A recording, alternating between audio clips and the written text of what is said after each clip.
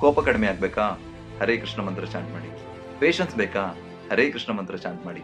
Piece ಮನಶಾಂತಿ ಬೇಕಾ? ಹರೇ ಕೃಷ್ಣ ಮಂತ್ರ chant ಮಾಡಿ. ಓಹ್, ಮೈಂಡ್ ಕಂಟ್ರೋಲ್ ಆಗ್ಬೇಕಾ? ಹರೇ ಕೃಷ್ಣ ಮಂತ್ರ ಚಾಂಟ್ ಮಾಡಿ.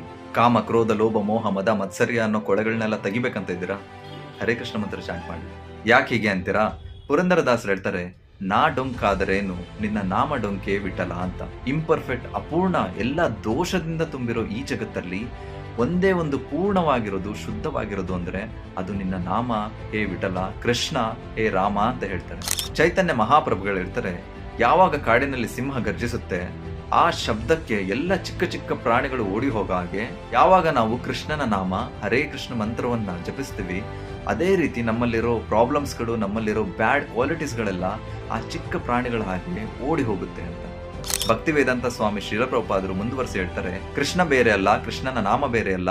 ಹಾಗಾಗಿ ಈ ಹರೇ ಕೃಷ್ಣ ಮಂತ್ರವನ್ನ ಜಪಿಸೋದ್ರಿಂದ ಕೃಷ್ಣನಲ್ಲಿರೋ ಎಲ್ಲ ಕ್ವಾಲಿಟೀಸ್ನ ನಾವು ಕೂಡ ಪಡ್ಕೊಳ್ತೀವಿ ಅಂತ.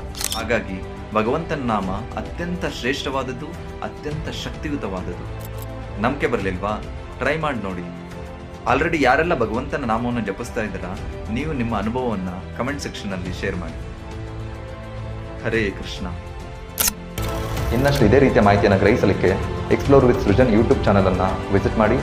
ಹರೇ ಕೃಷ್ಣ.